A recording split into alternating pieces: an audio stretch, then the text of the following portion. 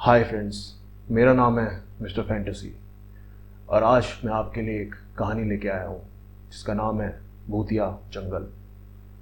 तो आइए शुरू करते हैं आज की कहानी भूतिया जंगल। छोटे से गांव रामपुर के पास एक घना जंगल था जिसे लोग भूतिया जंगल कहते थे। इस जंगल के बारे में कई डरावनी कहानियां प्रचलित थी। लोग कहते थे कि रात के समय जंगल में अजीब अजीब आवाज़ें आती हैं और कई लोगों ने वहाँ अजीब आकृतियाँ देखी हैं। राहुल एक साहसी युवक था, लेकिन वो थोड़ा चूक भी था। राहुल ने इस कहानी को चुनौती देने का निश्चय किया। उसने अपने दोस्तों नितिन और साक्षी को अपने साथ जंगल में रात बिताने का फैसला किया। रात का समय हो चला था। राहुल, नितिन और साक्षी जंगल की ओर बढ़ चले थे। जैसे ही उन्होंने जंगल में प्रवेश किया, वहां की हवा ठंडी भारी महसूस होने लगी। चारों ओर घना अंधेरा था। केवल उनके टॉर्च की रोशनी थी जो राहुल नितिन के पिछवाड़े पे मारते हुए अपना रास्ता देख रहा था। थोड़ी देर चलने के बाद उन्होंने एक पुराने टूटे फूटे खंडर के पास डेरा डाला। खंडर के अंदर एक मूर्ति थी जो अब धूल और मकड़ी के जाले से ढक चुकी थी। तीनों ने अपने अपने बैग रखे और वहां बैठकर बातें करने लगे। अचानक एक अजीब सी गंध ने उनका ध्यान खींचा। गंध बहुत ही तेज और गधे के मुंह जैसी थी। नितिन ने कहा, क्या यह गंध तुम्हें भी महसूस हो रही है? साक्षी ने सहमति में सर हिलाया। तभी बाहर से किसी के कदमों की आवाज आई। तीनों ने चौंक कर दरवाजे की ओर देखा। राहुल ने धीरे से दरवाजा खोला और बाहर झांका, पर वहां कोई नहीं था।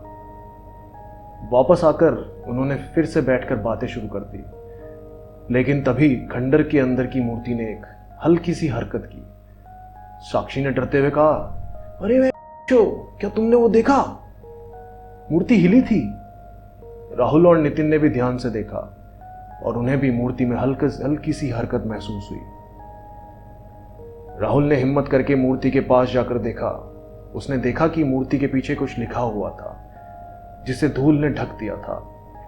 उसने धूल हटाई और पढ़ा, जो भी इस मूर्ति को छुएगा उसकी फाड़ के चार कर दी जाएगी। तभी खंडर के अंदर के सभी दिए की रोशनी एक साथ बुझ गई। चारों ओर घना अंधेरा छा गया। राहुल, नितिन और साक्षी ने टॉर्च जलाने की कोशिश की, लेकिन उनके टॉर्च की भी फट चुकी थी। तभी एक भयानक चीख खंडर के अंदर गूंज उठी। ओह ये! तीनों के दिल की धड़कनें तेज हो गई थी।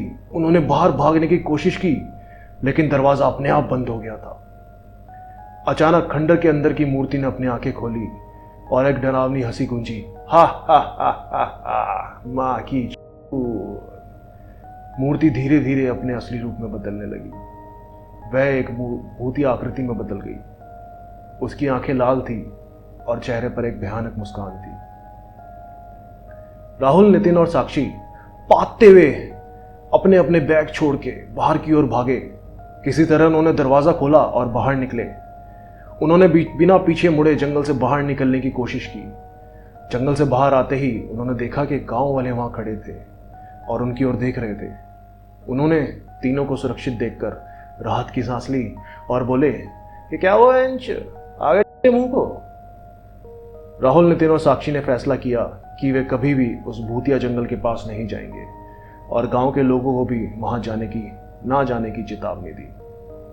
आज भी रामपुर के लोग उस जंगल से दूर रहते हैं और रात के समय वहां जाने की हिम्मत कोई नहीं करता। लोग कहते हैं कि वह भूतिया मूर्ति आज भी खंडर में है और जो भी उसे छूने की हिम्मत करेगा वो उसकी फाड़ के चार कर देगी।